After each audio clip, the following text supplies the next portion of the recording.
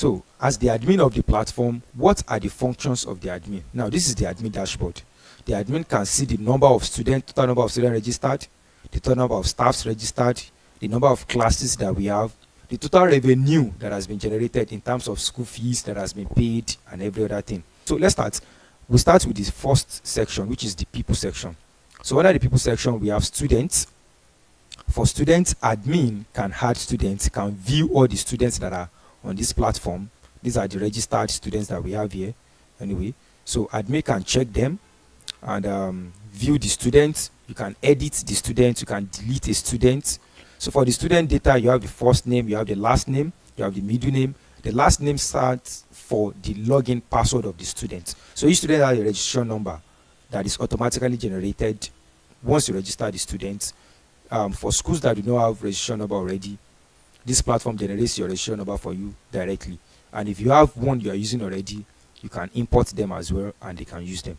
So registration number, the class they are in, the guardian's name, the passport photograph.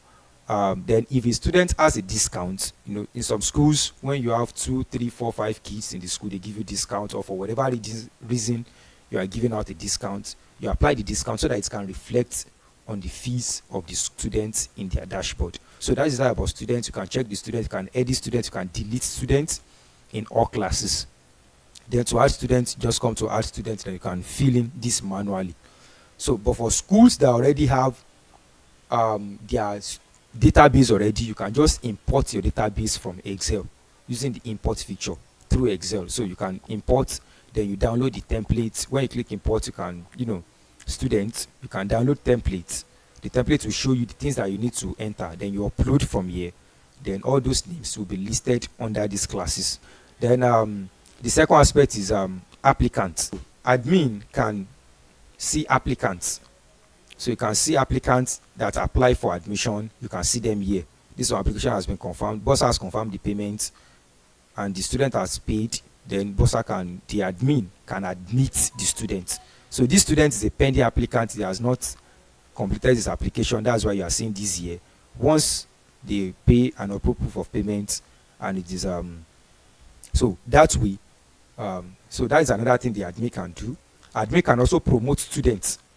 So at the end of the session, students that are promoting, you can promote them from maybe like GSS1 to GSS2. Then you can select all students that needs to be promoted.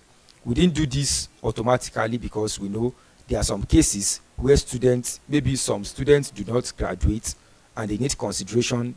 If you put it automatically, it may just shift them away from it. So you can automatically migrate them or remove anyone. Maybe the student left or is not promoting.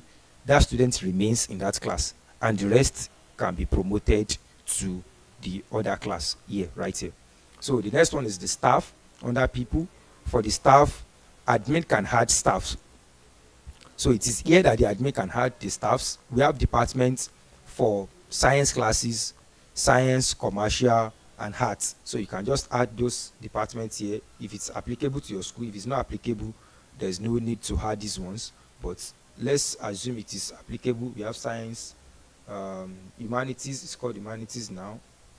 Humanities. Then we have arts classes. So we have arts. So admin can add staff. So to add staff, you just come here and add your staff, the name of the staff, the last name of the staff, the email of the staff. So this email is going to be used in logging in. So we have a pattern that we follow in creating those staffs. And as you can see right here, we have those patterns that you can use in creating those staff. So let's edit this.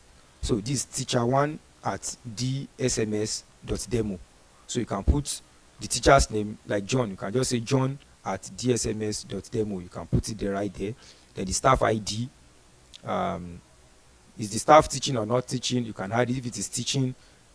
Then which department? The ones that we had just now. You can pick the department the staff is. Designation is not really compulsory. Then you have class teachers. Is the teacher a class teacher? So if the teacher is a class teacher, because there are tasks that a class teacher can perform that an ordinary teacher cannot perform.